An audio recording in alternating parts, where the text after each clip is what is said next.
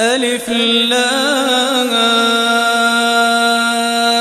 را تلك آيات الكتاب المبين إنا أنزلناه قرآنا عربيا لعلكم تعقلون نحن نقص عليك أحسن القصص بما أوحينا إليك هذا القرآن وإن كنت من قبله لمن الغافلين إذ قال يوسف لأبيه يا أبت إني رأيت 11 كوكبا والشمس والقمر رأيتهم لي ساجدين قال يا بني لا تقصص رؤياك على إخوتك فيكيدوا لك كيدا إن الشيطان للإنسان عدو مبين وكذلك يجتبيك ربك ويعلمك من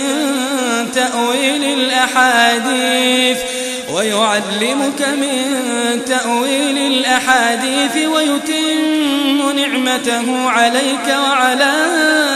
آل يعقوب كما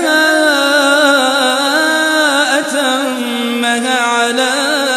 أبويك من قبل إبراهيم وإسحاق إن ربك عليم حكيم لقد كان في يوسف وإخوته آيات للسائلين إذ قالوا ليوسف وأخوه أحب إلى أبينا منا ونحن عصبة إن أبانا لفي ضلال مبين اقتلوا يوسف أو اطرحوه أرضا يخل لكم وجه أبيكم وتكونوا من بعده قوما صالحين قال قائل منهم لا تقتلوا يوسف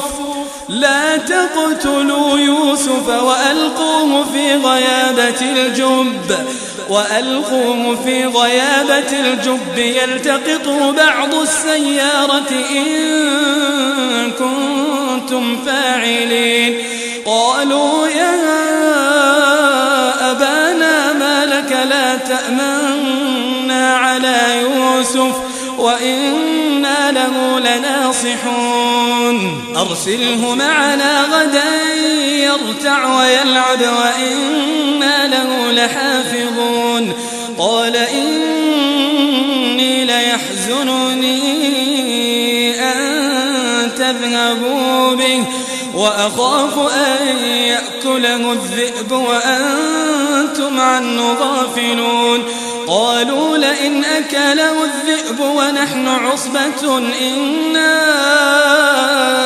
إذا لخاسرون فلما ذهبوا به وأجمعوا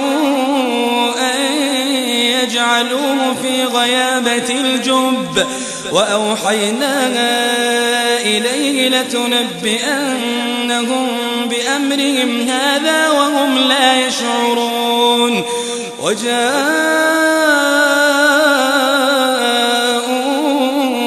أباهم عشاء يبكون قالوا يا أبانا إنا ذهبنا نستبق وتركنا يوسف عند متاعنا فأكله الذئب وما أنت بمؤمن لنا ولو كنا صادقين وجاءوا على قميصه بدم كذب قال بل سولت لكم أنفسكم أمرا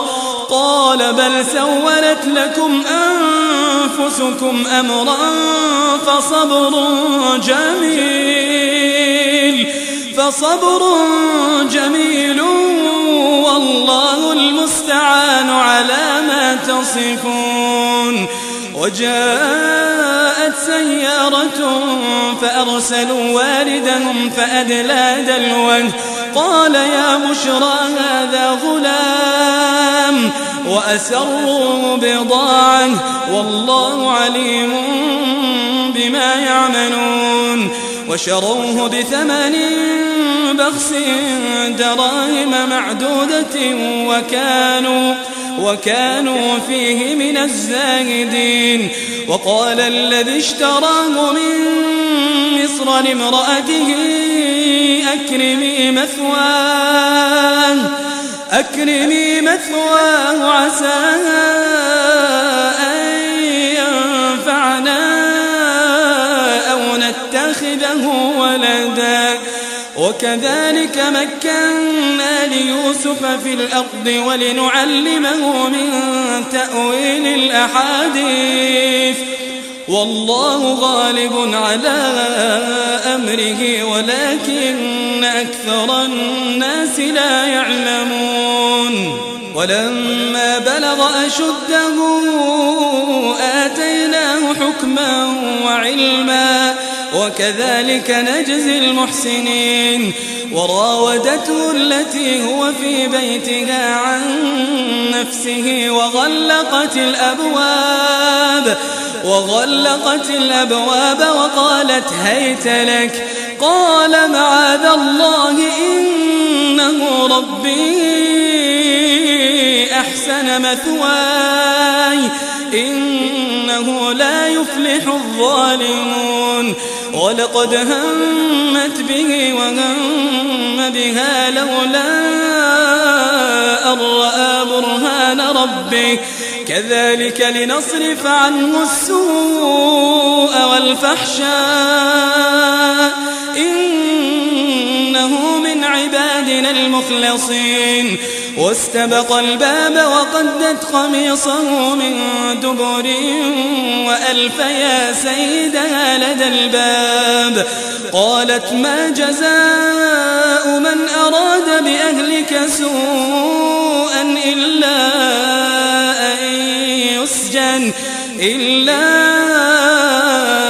أن يسجن أو عذاب أليم قال هي راودتني عن نفسي وشهد شاهد من أهلها إن كان قميصه قد من قبل فصدقت وهو من الكاذبين وإن كان قميصه قد من دبر فكذبت وهو من الصادقين فلما رأى قميصه قد من دبر قال إنه من كيدكن إن كيدكن عظيم يوسف أعرض عن هذا واستغفري لذنبك إنك كنت من الخاطئين وقال نسوة في المدينة امرأة العزيز تراود فتاها عن نفسه قد شغفها حبا إنا لنراها في ضلال مبين فلما سمعت بمكرهن أرسلت إليهن وأعتدت لهن متكئا وآتت كل واحدة منهن سكينا وقالت اخرج عليهن فلما رأينه أكبرنه وقطعن أيديهن وقلن حاش لله ما هذا بشرا إن هذا إلا ملك كريم قالت فذلكن الذي لمتنني فيه ولقد راودته عن نفسه فاستعصم ولئن لم يفعل ما آمره ليسجنن وليكونن من الصاغرين قال رب السجن أحب إلي مما يدعونني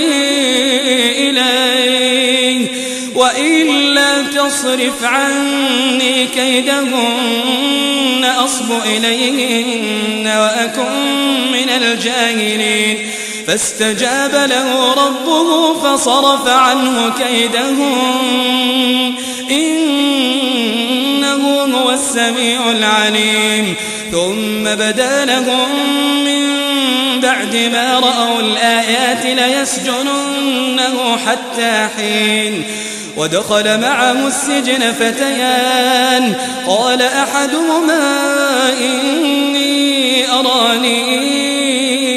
أعصر خمرا وقال الآخر إني أراني أحمل فوق رأسي خبزا تأكل الطير منه نبئنا بتأويله إنا نراك من المحسنين قال لا يأتيكما طعام ترزقانه إلا نبأتكما بتأويله قبل أن يأتيكما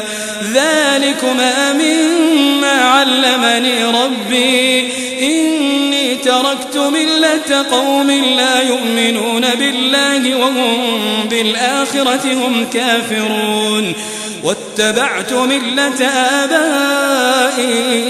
إبراهيم وإسحاق ويعقوب ما كان لنا أن نشرك بالله من شيء ذلك من فضل الله علينا وعلى الناس ولكن أكثر الناس لا يشكرون يا صاحبي السجن أأرباب متفرقون خير أم الله الواحد القهار ما تعبدون من دونه إلا أسماء سميتموها أنتم وآباؤكم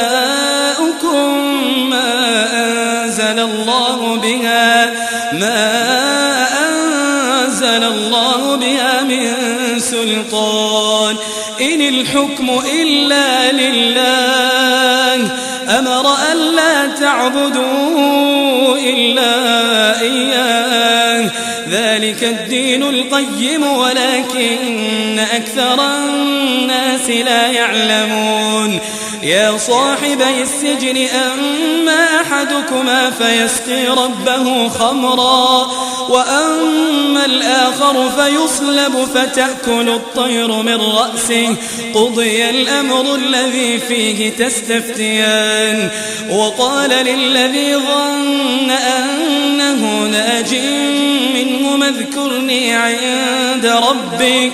فأنساه الشيطان ذكر ربه فلبث في السجن بضع سنين وقال الملك إني أرى 7 بقرات سمان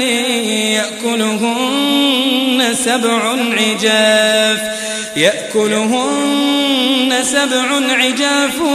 و7 سنبلات خضر وأخر يابسات يا أيها الملأ أفتوني في رؤياي إن كنتم للرؤيا تعبرون قالوا أضغاث أحلام وما نحن بتأويل الأحلام بعالمين وقال الذي نجا منهما وادكر بعد أمة أنا أنبئكم بتأويله فأرسلون يوسف أيها الصديق أفتنا في 7 بقرات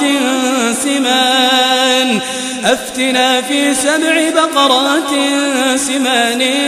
يأكلهن 7 عجاف يأكلهن 7 عجاف و7 سنبلات خضر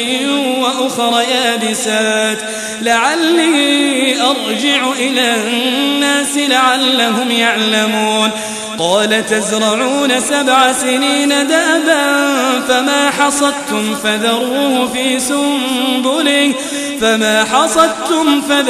في سنبله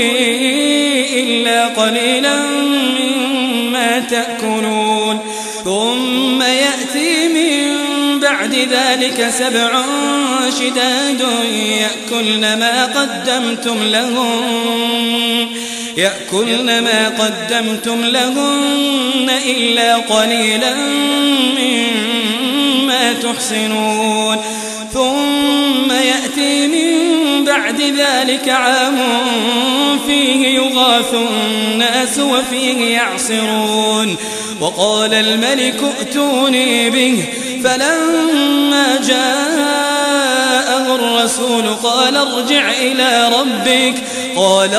إلى ربك فاسأله ما بال النسوة اللاتي قطعن أيديهن إن ربي بكيدهن عليم قال ما خطبكن إذ راوتن يوسف عن نفسه قلنا حاش لله ما علمنا عليه من سوء قالت امرأة العزيز الآن حصحص الحق أنا راودته عن نفسه وإنه لمن الصادقين ذلك ليعلم أني لم أخنه بالغيب وأن الله لا يهدي كيد الخائنين وما أبرئ نفسي إن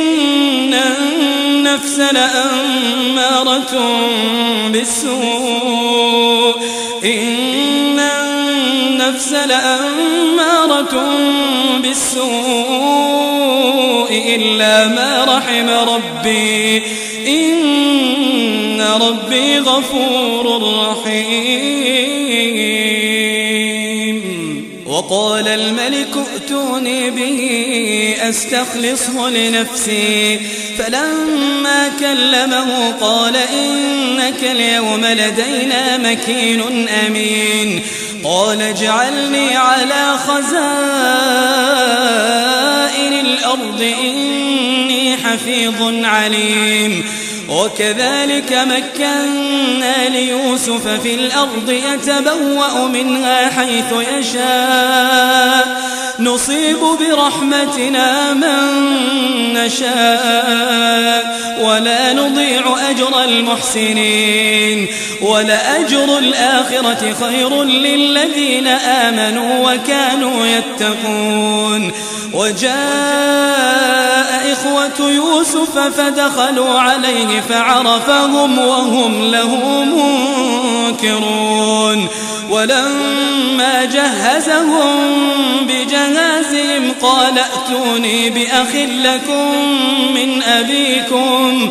ألا ترون أني أوفي الكيل وأنا خير المنزلين فإن لم تأتوني به فلا كيل لكم عندي ولا تقربون قالوا سنراود عنه أباه وإنا لفاعلون وقال لفتيانه اجعلوا بضاعتهم في رحالهم لعلهم يعرفونها إذا انقلبوا إلى أهلهم لعلهم يرجعون فلما رجعوا إلى أبيهم قالوا يا أبانا منع منا الكيل فأرسل معنا أخانا نكتل وإنا له لحافظون قال هل آمنكم عليه إلا كما أمنتكم على أخيه من قبل فالله خير حافظا وهو أرحم الراحمين ولما فتحوا متاعهم وجدوا بضاعتهم ردت إليهم قالوا يا أبانا ما نبغي هذه بضاعتنا ردت إلينا ونمير أهلنا ونحفظ أخانا ونزداد كيل بعير ذلك كيل يسير قال لن أرسله معكم حتى تؤتون موثقا من الله لتأتونني به إلا أن يحاط بكم فلما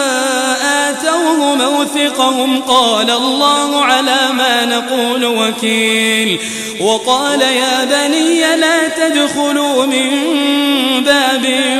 واحد وادخلوا من أبواب متفرقة وما أغني عنكم من الله من شيء إن الحكم إلا لله عليه توكلت وعليه فليتوكل المتوكلون ولما دخلوا من حيث أمرهم أبوهم ما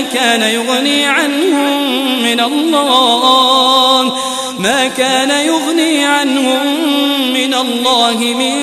شيء إلا حاجة في نفس يعقوب قضاها وإنه لذو علم لما علمناه ولكن أكثر الناس لا يعلمون ولما دخلوا على يوسف آوى إليه أخاه قال إني أنا أخوك فلا تبتئس بما كانوا يعملون فلما جهزهم بجهازهم جعل السقاية في رحل أخيه ثم أذن مؤذن أيتها العير إنكم لسارقون قالوا وأقبلوا عليهم ماذا تفقدون قالوا نفقد صواع الملك ولمن جاء به حمل بعير وأنا به زعيم قالوا تالله لقد علمتم ما جئنا لنفسد في الأرض وما كنا سارقين قالوا فما جزاؤه إن كنتم كاذبين قالوا جزاؤه من وجد في رحله فهو جزاؤه كذلك نجزي الظالمين فبدأ بأوعيتهم قبل وعاء أخيه ثم استخرجها من وعاء أخيه كذلك كدنا ليوسف ما كان ليأخذ أخاه في دين الملك إلا أن يشاء الله نرفع درجات من نشاء وفوق كل ذي علم عليم قالوا إن يسرق فقد سرق أخ له من قبل فأسرها يوسف في نفسه ولم يبدها لهم قال أنتم شر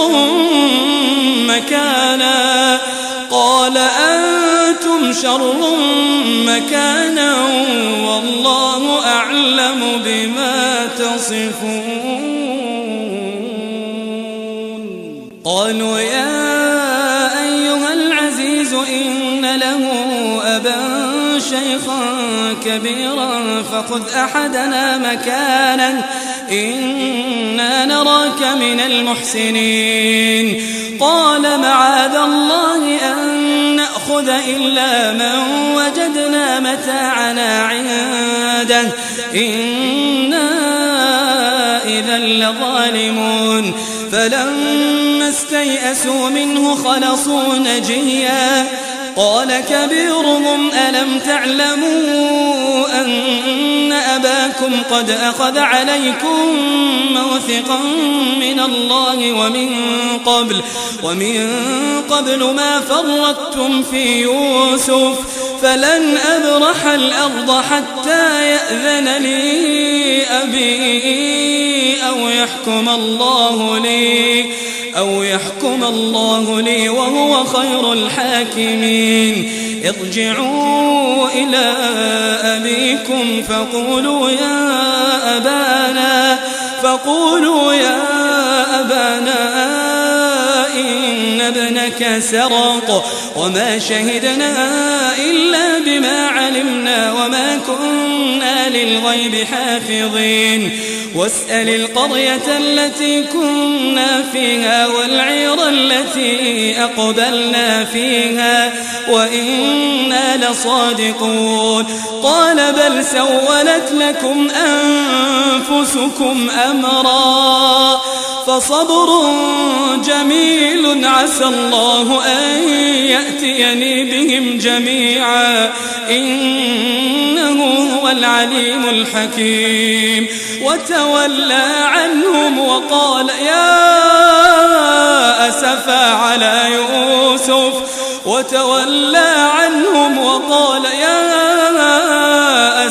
على يوسف وابيضت عيناه من الحزن فهو كظيم قالوا تالله تفتأ تذكر يوسف حتى تكون حرضا أو تكون من الهالكين قال إنما أشكو بثي وحزني إلى الله وأعلم من الله ما لا تعلمون يا بني اذهبوا فتحسسوا من يوسف وأخيه ولا تيأسوا من روح الله إنه لا ييأس من روح الله إلا القوم الكافرون فلما دخلوا عليه قالوا يا أيها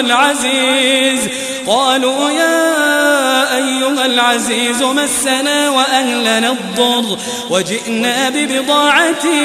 مزجاة فأوفلنا الكيل وتصدق علينا إن الله يجزي المتصدقين قال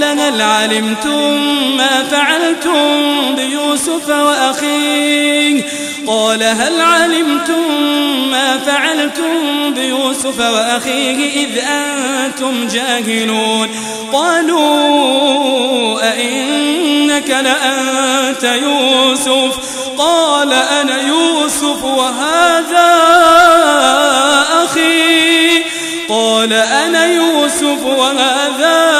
أخي قد من الله علينا إنه من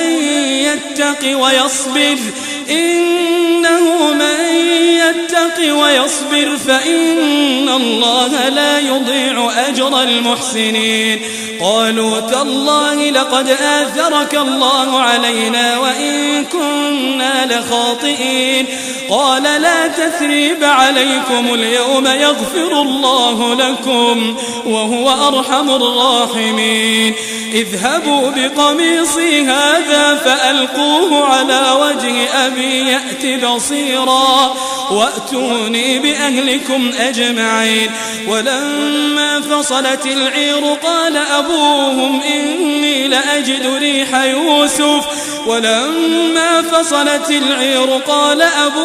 إني لأجد ريح يوسف لولا أن تفندون قالوا تالله إنك لفي ضلالك القديم فلما أن جاء البشير ألقاه على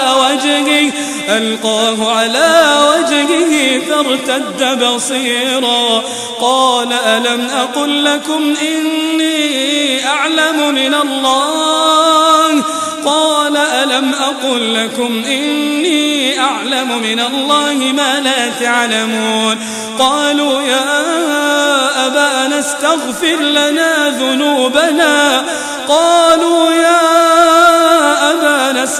لنا ذنوبنا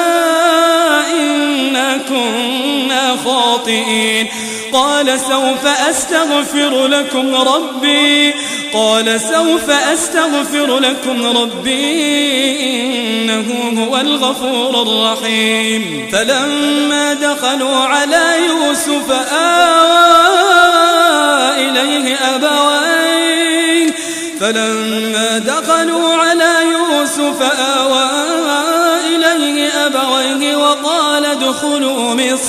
وقال ادخلوا مصر إن شاء الله آمنين ورفع أبويه على العرش وخروا له سجدا وقال يا أبت هذا تأويل رؤياي من قبل قد جعلها ربي حقا وقد أحسن بي إذ أخرجني من السجن وجاء بكم من البدو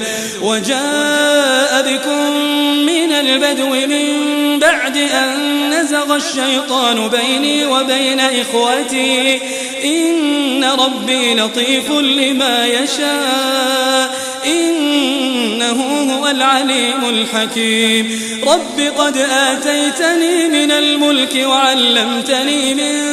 تأويل الأحاديث فاطر السماوات والأرض أنت ولي في الدنيا والآخرة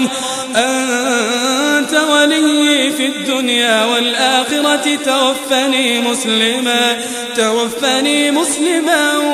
وألحقني بالصالحين ذلك من أنباء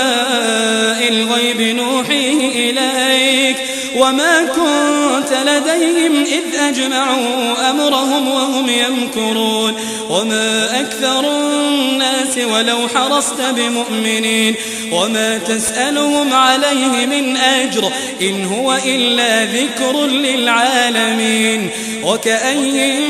من آية في السماوات والأرض يمرون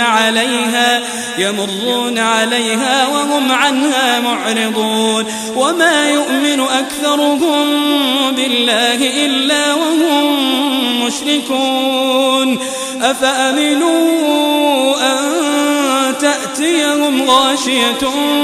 من عذاب الله أو تأتيهم الساعة بغتة وهم لا يشعرون قل هذه سبيلي أدعو إلى الله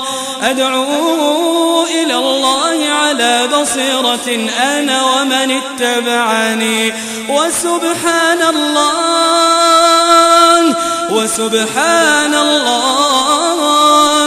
وسبحان الله وما أنا من المشركين وما أرسلنا من قبلك إلا رجالا نوحي إليهم من أهل القرى أفلم يسيروا في الأرض فينظروا كيف كان عاقبة الذين من قبلهم ولدار الآخرة خير للذين اتقوا أفلا تعقلون حتى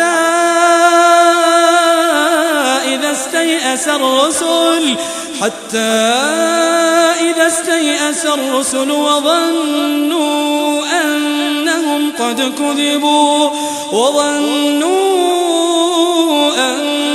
قد كذبوا جاءهم